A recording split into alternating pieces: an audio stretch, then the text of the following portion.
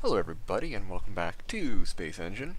Wow, I got a lot to talk about actually, because it's been an eventful couple of days in spaceflight. As you may or may not know, there was the Soyuz pad or launch abort yesterday. I think it was yesterday. It's 1 o'clock, so yeah, yesterday. Which was actually quite surprising. And also there were launch contracts, or at least funding contracts, handed out by the US military to various companies, including Blue Origin and their New Glenn rocket, which I'm totally on board for. I love them. But yeah, where I am is I'm at a suggested galaxy I should have gone to. It's a tiny galaxy at the edge of the universe, and it really is. So we're here, and we're gonna check it out.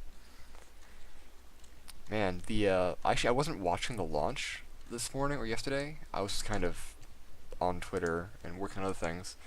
But then I started seeing people talking about it, and I was like, oh, what's going on? And then I saw something about launch abort, and it's like, ooh. But it was actually kind of surprising because there hasn't been a launch abort by a Soyuz since 1983, and actually there's only been two prior launch aborts by a Soyuz, and in both cases the crew survived, and in this case the crew also survived, which was nice. Uh, what it looked like happened was there was a staging issue, and one of the boosters might have impacted and ruptured, or a tank may have ruptured. Something broke basically, and they had to launch abort, and the capsule did a ballistic trajectory down and landed. It was a bit of a rough landing, but everyone's okay. There was an American astronaut and a Russian cosmonaut. But it has some serious implications for spaceflight in general, because currently Russia's the only country that can send people to the ISS, and now they're gonna they've currently suspended all manned flights, or crewed flights, sorry, until further notice to figure out what's going on. So if we can't get people to the space station by December, then when the current crew has to come home, the space station is going to be uninhabited, and it'll be the first time since 2000 when there's no people on the space station, or in space for that matter, which is very disappointing. And also kind of potentially dangerous, because the ISS does need constant maintenance, and if it's uncrewed, there's a chance that something could go wrong, and if something does go wrong that's bad enough, then a rescue of the station might not be feasible, and then we basically lose it. Nobody wants that. And if they extend they can't really extend the flight of the people already on the space station, because the Soyuz has a space expiration date of 200 days. So they have to come back at their certain time, unless they send an unmanned Soyuz up to dock with the space station and give them an extended time to stay there. That might work, because honestly the Soyuz rocket is the most reliable rocket currently going. Like, it literally is. It's great. And the Soyuz spacecraft is also incredibly reliable and incredibly safe. Yeah, you have to think about it. The rocket's been used for 50 years, spacecraft for 50 years, and there's only been, well, counting the latest one, there's only been 3 pad aborts, and I think in total 3, 4, 5 incidents altogether. So like, it has an incredibly good safety record, and so I can see the turnaround for this being much faster than to the space shuttle, because the rockets and the spacecraft aren't reusable, so we used to have to build a new one, but figure out what the problem was and just build a new one kind of thing. So I can see the turnaround being faster than the space shuttle, which, kind of like an airplane, where if something's wrong, you have to use it again, you have to like strip it down and figure out what's wrong. But we'll have to wait and see. This is one of those times when I get mad at ESA and JAXA, because in the early 2000s, ESA was like, we're going to build a space plane, and we're going to call it Hermes, and it's going to be able to send people to space, and it'll be great. And then they were like, it's a waste of money, we can just rely on American and Russian spacecraft to send our astronauts into space. And then in the early 2000s again, Japan was like, we're going to build a manned or crewed spacecraft, and we're going to fly it, and it's going to be able to do space station stuff, and we have 2 designs, we have Fuji and Hope X, and they're going to be great. And then they were like, it's expensive, we'll just let America and Russia handle all that. And now here we are. where we currently have nobody who can fly people to the space station because the only person who was able to do it is now currently on hold. So that's some real nice foresight going on there. See, if space programs had actually more money and could actually do these things, then would be great if we have redundancy. But no, militaries get all the money these days, which is unfortunate. I'm just bitter about that. And the thing is, especially Japan's ones were actually really cool. Like, the European Hermes was kind of nice, but it was very small, and I don't know if it would have... It could have worked for space station, I suppose, if you gave it a docking port. But Japan had two ideas. They had Hope X and Fuji. And Hope X was a spaceplane idea that was canceled in 2003. And it was specifically designed for space station operations, and it would have been great. But no, they canceled it. And Fuji was similar to the Soyuz and the Shenzhou in that it was a command module, service module, and an orbital module. Only real difference being, oh my goodness, we're in a star, is the command module, instead of being like a bell shape, it was a squat pancake cone shape. It's actually kind of a cool little spacecraft. I would have loved to have seen it, but nope. So, yeah, no. So I'm still confident the Soyuz will have a turnaround, and cause like it really is reliable. There has only been 2 incidents with it that resulted in fatalities, and only 5 incidents that resulted in launch aborts. There was one in-flight abort with Soyuz 33, but that wasn't an issue. That was more just like it wasn't an issue with the spacecraft. It was they were trying to dock with something, and the boosters on the docking target failed, and they decided to just say, "Ah, screw it," and then go in for a like just end the mission and go in for a ballistic reentry. So that wasn't technically an abort because of the spacecraft or the rocket. So I don't know. Cause like the first issue with Soyuz was actually Soyuz 1, piloted by Vladimir Komarov. That one was it was full of issues. There we go. It had, well, it's like once he was in orbit, there was a whole bunch of faults. They think the heat shield wasn't gonna work, so they were like, "You're probably gonna die on reentry," and he just went, "Whatever, we'll just do the mission anyways." And then he survived reentry, but then the parachutes didn't deploy, and he basically just free fell. He free fell from space and hit the ground and died. And then there was Soyuz 11, where the crew died in space because when they separated the orbital module from the command module, there was a valve that connected the cabin to the orbital module, and it was supposed to like regulate pressure, but it didn't close. It seized up. So basically, they got their cabin depressurized, and they died before they could re-enter the atmosphere. Well, like they did land, like it landed on automation, but they were dead when they found them. And judging by the speed of the decompression, and plus what had happened to them, it was pretty clear that they lost pressure, like complete pressure, before hitting the atmosphere, and the crew would have died before descending below the Kármán line, which actually means that they were the only currently 3 humans to ever, like the only humans to ever die in space, technically, because every other space fatality has taken place below the Kármán line, like with Columbia and Challenger. So it was actually Soyuz 11 was actually the reason that they started using Sokol suits on the Soyuz spacecraft, because like during Vostok and Voskhod, cosmonauts wore pressure suits, and then for the beginning parts of Soyuz, I believe they wore suits, but they couldn't cram 3 people into the cabin if they wore suits. They had to do 2 people per flight with the suits. So they decided that we'll do 3 seats and no suits, and it worked for a bit. And then Soyuz 11, if they had pressure suits, they would have survived, but they didn't have the suits, so they died. And then after that, they redesigned the cabin to incorporate 3 seats and the ability to wear suits. So similar thing actually happened with Challenger, because before Challenger, the astronauts didn't really wear pressure suits during launch and landing. And then after Challenger, they started using the ACES suit, the Advanced Emergency Escape Suit, or ACES, Emergency Crew, or Advanced Emergency Crew Escape. I forget the acronym, but it's ACES suit. It's the pumpkin suit, the big orange ones. So yeah, And the last two launch aborts by the Soyuz were in 1975. It was the Soyuz 11 or Soyuz 18A. That's what it was.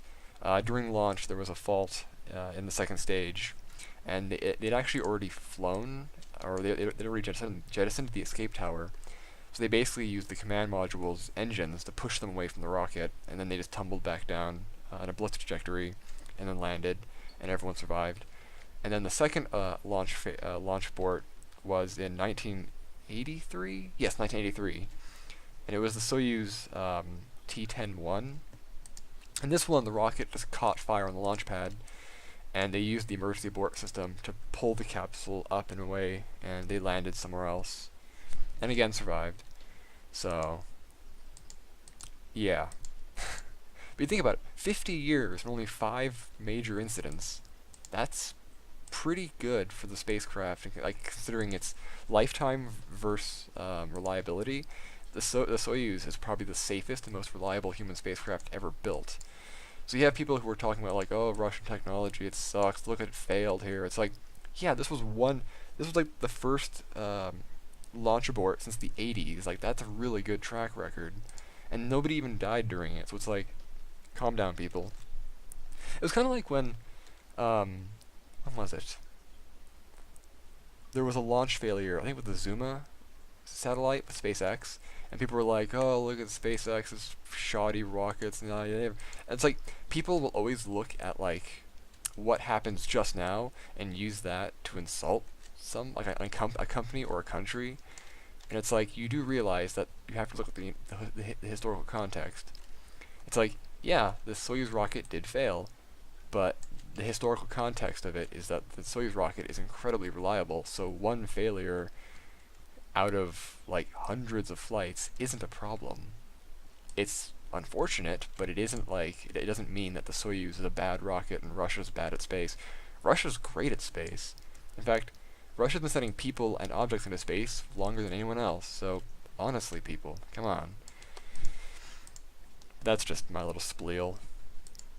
It was kind of weird. It was like kind of almost surreal in a way to see the news coming in of this. I was like, oh, because we've gone so long without a major issue with a manned spacecraft or a crewed spacecraft that it was kind of weird to see one. I keep saying manned when really it's crewed is more appropriate, honestly. Whatever. This was like a face. You know, there's the eyes, nose, and the mouth. It's kind of weird. Kind of like a smile. A spooky Halloween smile. I thought it was a smudge on my screen until I got close to it. That's spooky. And yeah, and again, Blue Origin got its a launch contract, or not a launch, but a development contract for the New Glenn. The New Glenn's a really cool rocket. It'll have the similar capacities as a Falcon Heavy, and it'll have I saw that. Reusable first stage, and it'll really give SpaceX some serious competition in the launch market. And I personally love it. Like I love Blue Origin. Like their new Shepard rocket is really cool. Boop. Actually, the new Shepard rocket is also really so far it's been proven to be really reliable.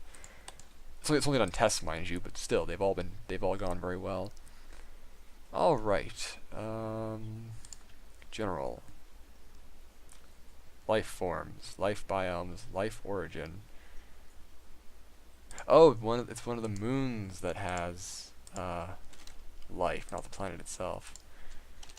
That makes sense. Info. General. Organic unicellular, subglacial, abogenic. Sorry, my throat is really dry. I'm drinking some like extreme pulp orange juice. My god. I don't mind pulp, but it's like I wasn't expecting this. I was thinking that picture where it's like new extreme pulp orange juice and it's basically just orange slices coming out of a carton. I love that picture. If you don't know what I'm talking about, go on Google and look up extreme pulp orange juice, and you'll get a healthy chuckle out of it. Trust me. I like fruit juices just because it's calories, and I need calories because, you know, I weigh nothing. Not good for my teeth, though. That's, like, it really sucks that it's like, I should drink more water, but I go for things with sugar for calorie sake, but they also have, like, citric acid and stuff, which results in, like, horrible dental issues, and it's like, ugh. Like, I had a filling fail the other day, or no, actually, it was like last week, and I've been keeping it, like, cleaned out and covered over with dental wax until I can get it fixed on the 20th, so that's been fun. But whatever. It'll get fixed and life goes on. What else is in this fair galaxy? No no no no no no no. Also, I need to work on my spacesuit some more. Speaking of suits and accidents. Because again, I've had the pattern and the material just sitting on a shelf for like, I don't know, a number of months now actually. And I just need to take the time to just sit down, cut them out, and actually stitch them together, and start getting the inner bladder put together.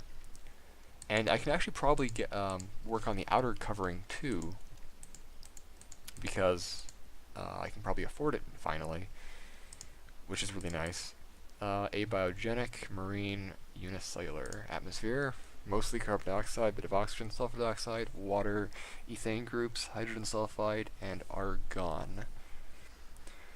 Nice. Chemistry's kind of fun. I've actually been looking into the densities of fluids recently. I was reading something by Robert L. Forward. It was like a paper about how to make like a gravity machine, you know, to like propel things with gravity. And the basic idea of it was like, you build a giant torus structure and you have a tube that kind of coils around the torus, and then you take a super dense fluid and you move it through this torus at really high speeds, and you know you can generate a gravity differential in the center of the torus, and you can shoot things with it. And it's like, well, that sounds easy. What are the specifications? And it's like the torus has to be like the size of a football field. The super dense fluid has to be like brown dwarf or like neutron star matter or white dwarf matter, and it has to be moving close to the speed of light back and forth inside this tube. And it's like, oh, all right.